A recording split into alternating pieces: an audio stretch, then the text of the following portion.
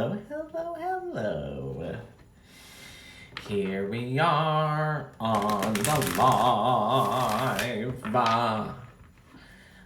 How's everybody doing today? Welcome to day 21 of Pisces season. Video number 20. Hello, darling. So today we're exploring how the marriage of Cancer and Pisces can be cute and harmonious. How we feeling today? What's going on? Anybody have any questions? Do the comments. The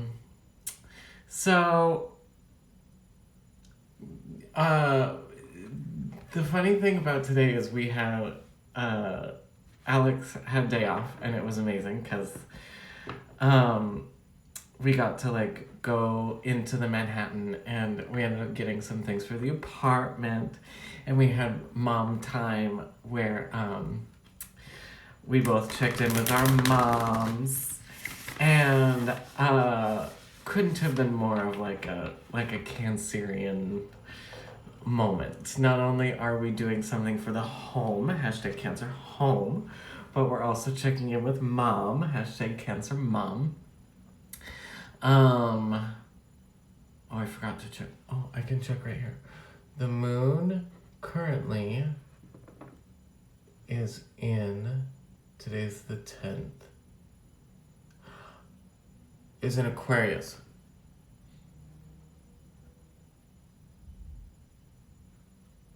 Or is it Pisces? Hold on, you're gonna go black. Currently at 22 degrees Aquarius. We'll talk about that. So what is Cancer?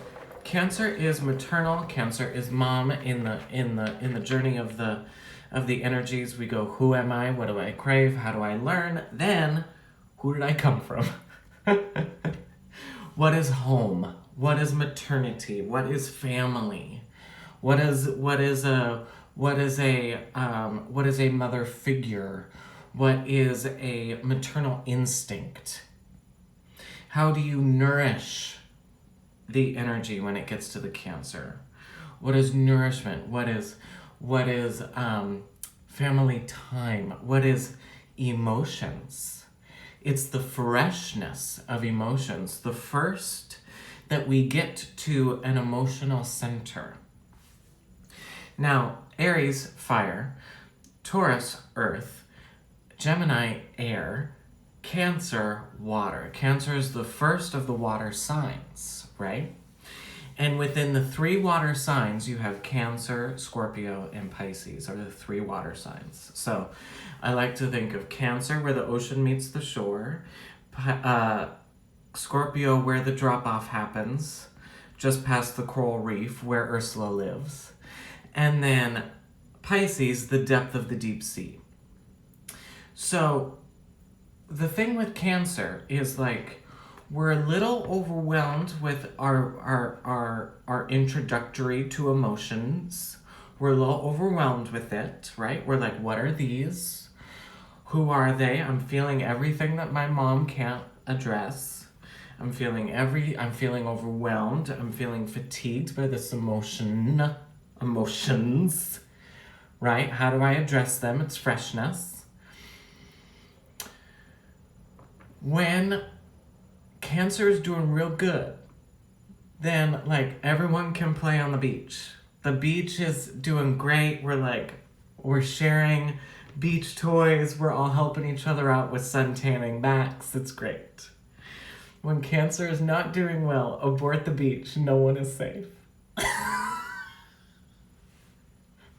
Abort the beach. Open swim is over. Open swim is done. We can't do it. And I think why is because Pisces from the depth of the deep sea is you thought you were gonna pretend like you can't deal with this?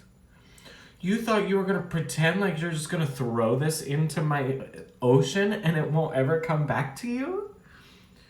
You thought you were going to pretend like it was okay to just let everybody come and play on your beach without you actually figuring things out for yourself? Who told you that that was okay? No, no, no, no, no, no, no. No, no, no. It's this necessity of emotional freshness. It's a necessity of dealing with the day-to-day stuff. The day-to-day, the microaggressions. It's figuring out how to handle the microaggressions, says Cancer. I've never said it that way, but I think that's kind of where we're at. And no, also, oh no, that's interesting. The glyph for Cancer is the fish, or the two little things going one way and the thing going the other way. And the glyph for Pisces is the boop, right?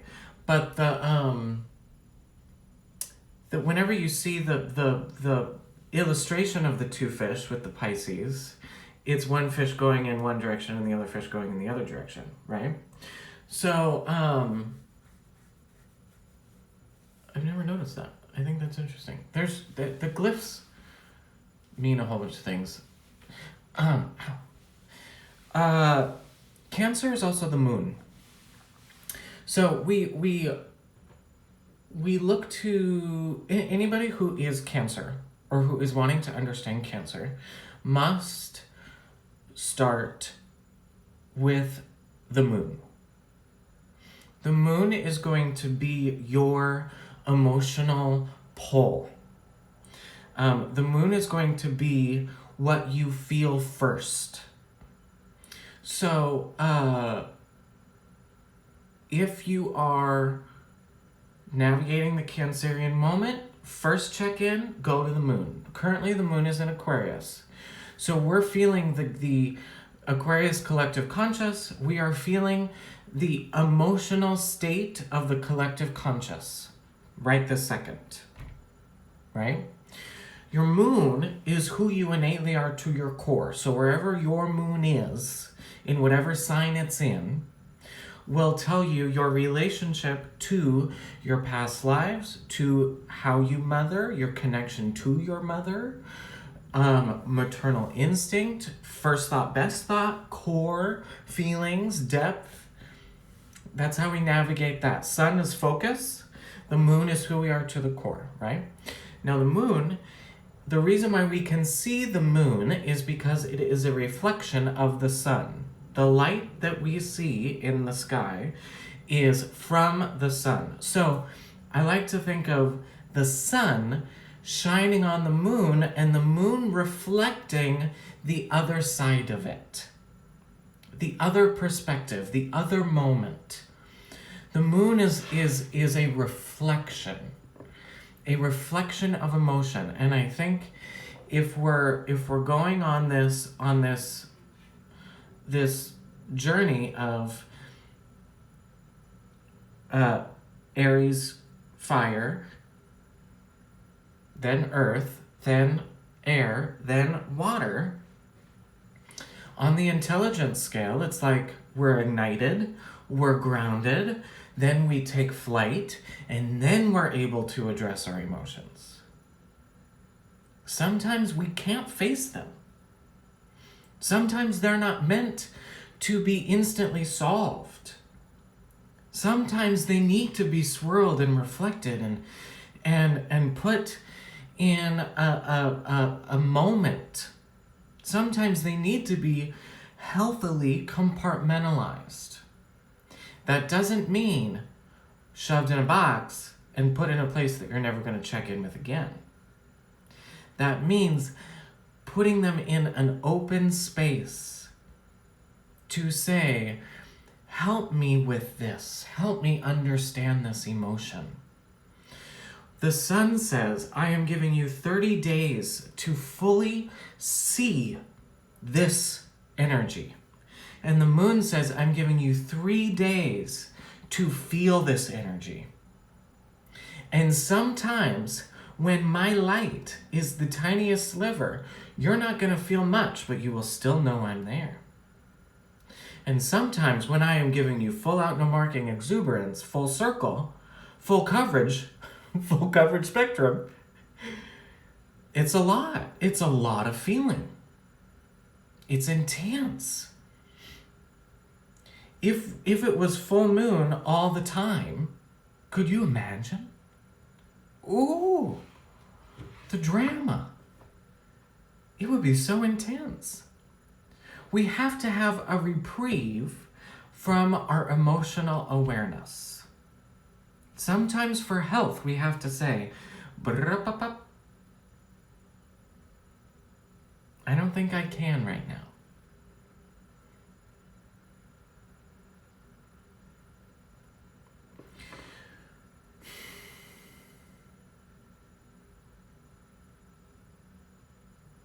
Cancer is also where we understand the difference between giving, and receiving.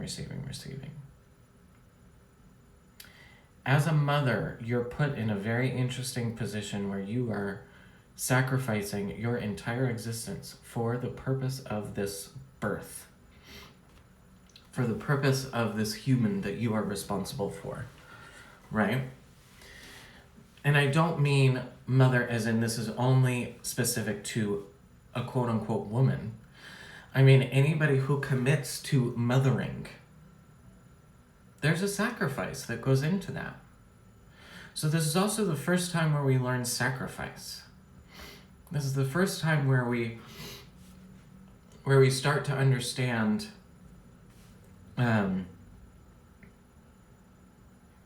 what it means to take care of another life.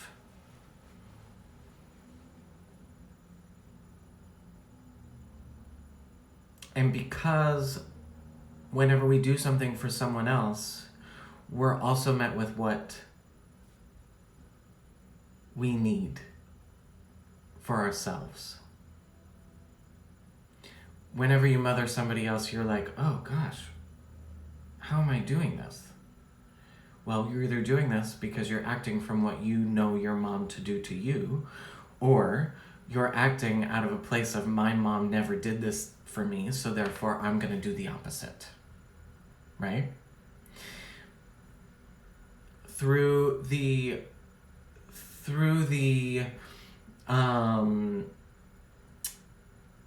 word that I'm looking for is complex relationship with my mother and I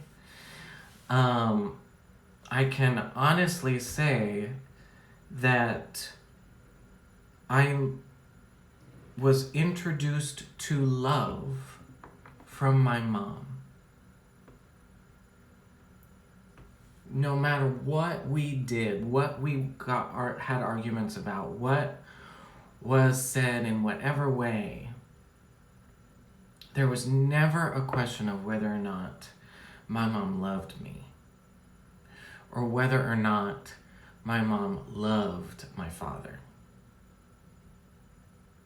And what the love that they had for each other was pure and honest and beautiful.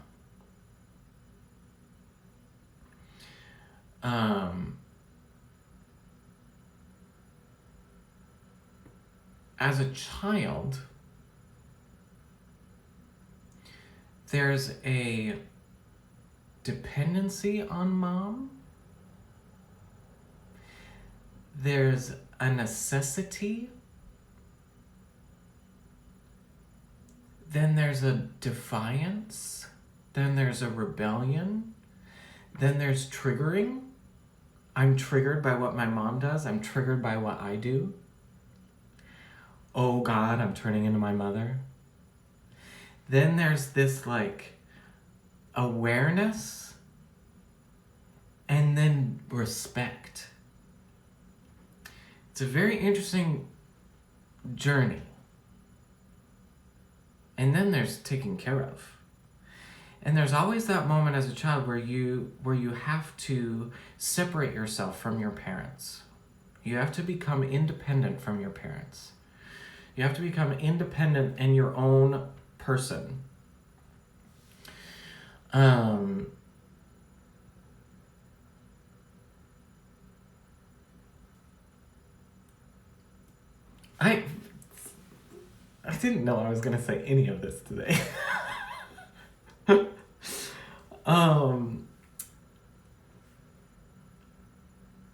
Yeah.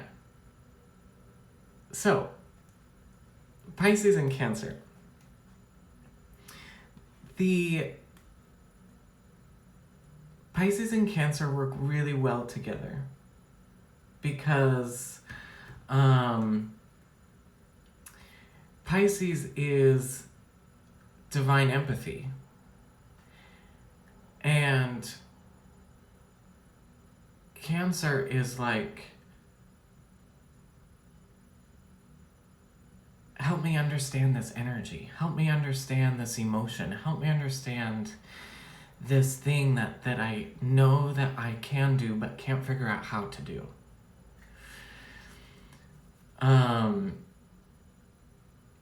Pisces is the exaltation of the feeling. The moment where you finally get to understand it. The feeling is introduced in Cancer and then solved in Pisces.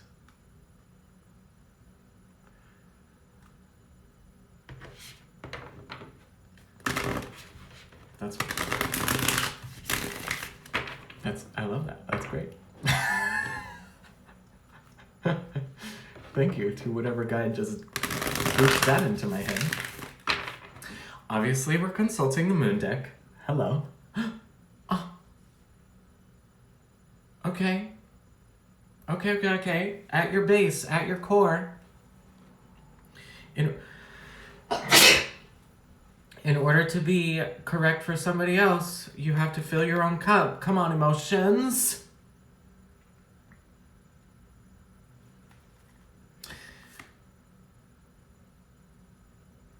Okay. 3 of Cups, upside down. Son of Wands, upside down. The Mother of Swords, upside down. 7 of Pentacles. This is not upside down. This is right side up. Okay, 3 of Cups. Okay, Moon. 3 of Cups. So this is like individuality. The 3 of Cups is depicted as your good Judys, your friends. Upside down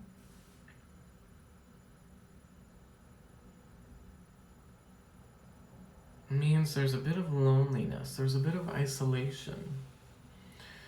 There's a bit of independence. And the Son of Wands says your internal, the action towards your creativity is found internally.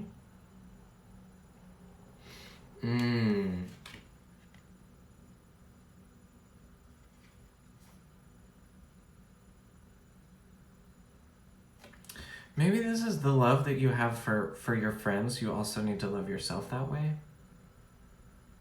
This is like treating yourself as a friend, treating yourself as a good Judy, doing good things for yourself.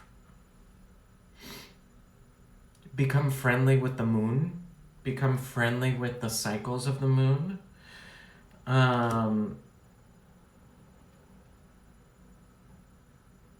The container in which you communicate is very important.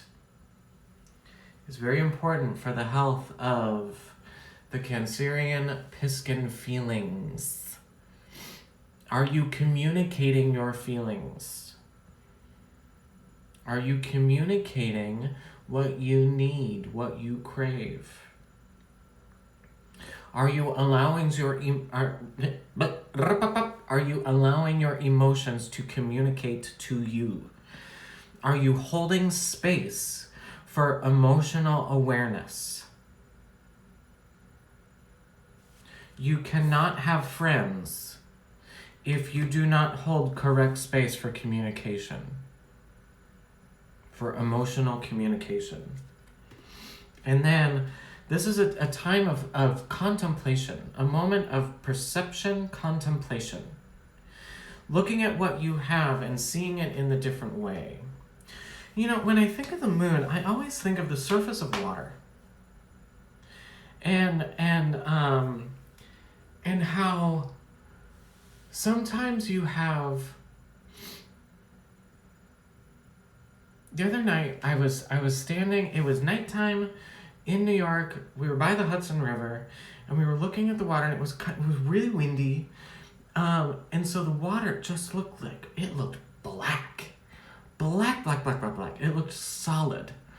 And then because of the lights, you could see the reflection of light, and it was beautiful, but also, like, I was struck by how there was no way to tell what was under it. There was no way to tell what is under the surface. And I feel like that's kind of how it felt. Like it was very apropos to emotions. And the thought of the water sign and the energy of the water sign is you're kind of struck by the visibility of the surface, and then the unknown of what's underneath. The unknown of what you're gonna find in the swirl. What you're gonna find below. What you're gonna find in the other realm. And once you dive in, then where are you gonna go?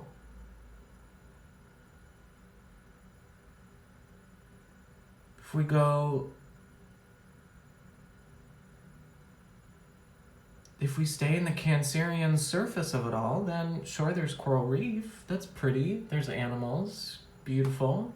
Great. If we go into the Cancer, and into the Scorpio realm, it gets dark, it gets deep, it gets dirty, it gets murky, it gets confusing, it gets witchy, it gets magical. It gets cravattic.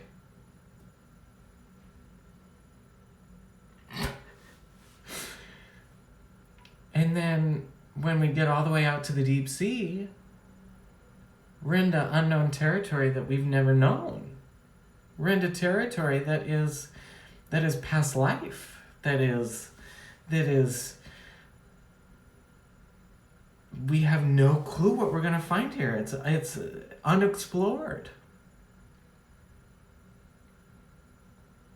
And because it's so dark, we know that we've lofted some things in there. We've lofted some traumas in there. We know that we've thrown some moments back there, but we don't know what else is down there. What happens if we turn on the light? What happens if we turn on the light in the depth of the deep sea? What are we going to find? That trauma or a monster? That trauma or a different trauma that I've forgotten about?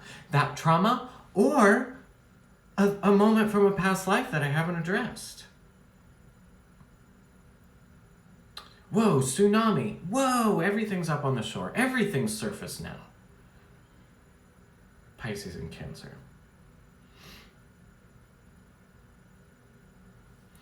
There's a grounded way in which to address emotional perspective.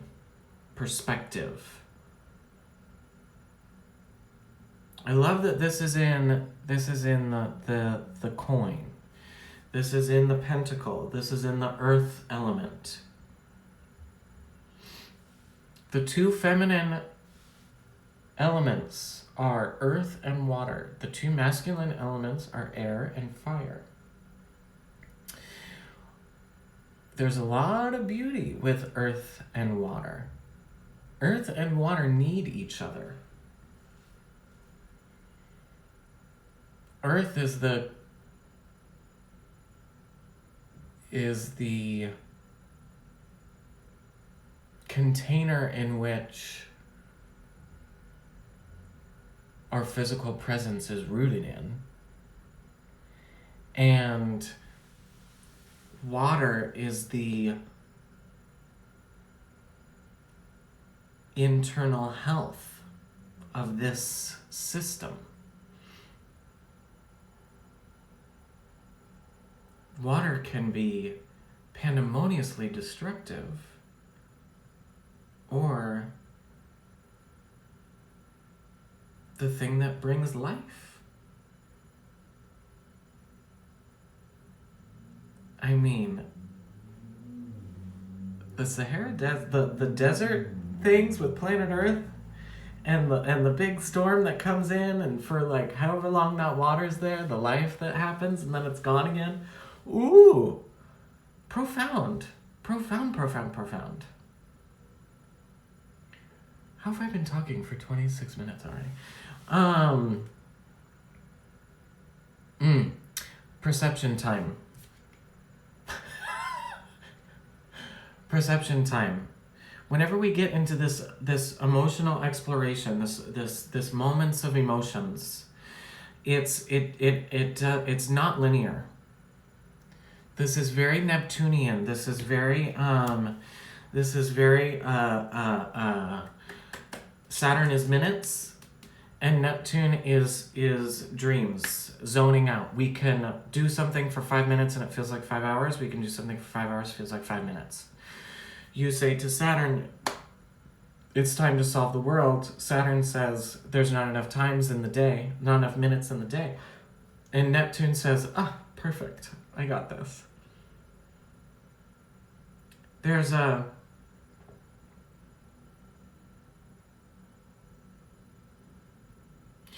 reason why the full moon happens every 2 weeks. There's a reason why we're patterned to only be able to handle the full moon every 2 weeks. For 4 weeks. 4 weeks. There's a reason why we're patterned to go from grandness all the way down to nothing, back to grandness, all the way down to nothing. There's a reason why our emotions get overwhelming and then they're quiet for a while. The most healthy thing that you can do is say, yes, I do have a feeling. Yes, I do have an emotion right now. Give me a moment. Let me figure it out. Hey, emotion, who are you? Where are you coming from? Why are you here? What do you need? How can you be expressed and danced with? When it comes with emotional trauma, emotional baggage, we know what that feels like when we're like, I don't need to deal with that. I don't have time to deal with that. I can't deal with that. I'm putting it away. I'm putting it away. I'm putting it away. I'm putting it away. And you're like, great, I'm thriving. I put that away. It's gone. I got rid of it. And then when the circumstances are correct, right when you think that you're great, you realize that there is an explosion.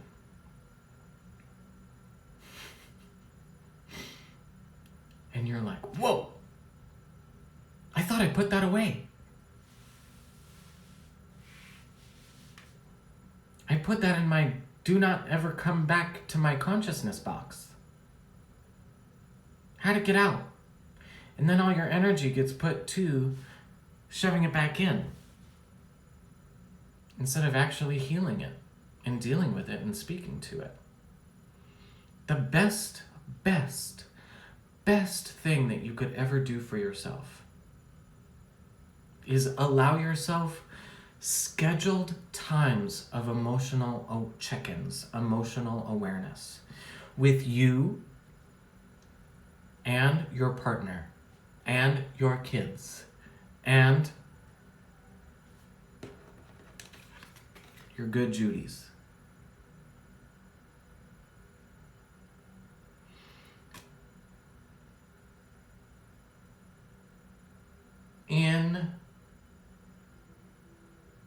I don't know if I'm going to remember the quote. In the seat of the soul,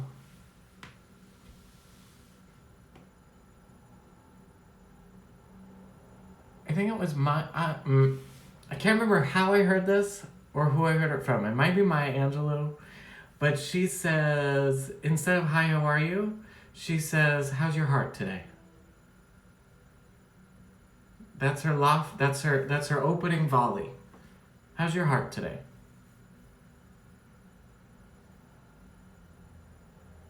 Ask yourself,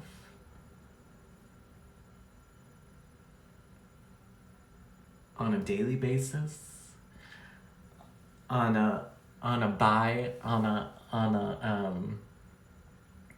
twice daily basis, on a 3 times a week basis. How's my heart today? How's my heart doing?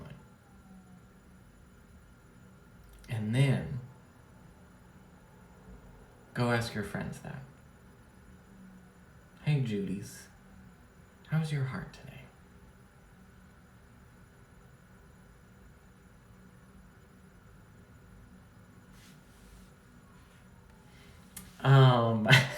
Hourly. I need a face mask and a Lush bath for sure. We actually went to Lush today. That's funny. I love you all so much.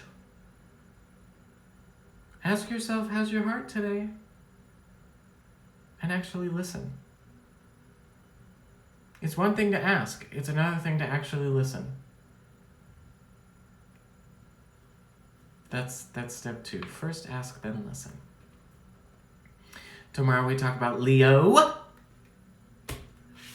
and Pisces. I love you all. Have fun. Goodbye.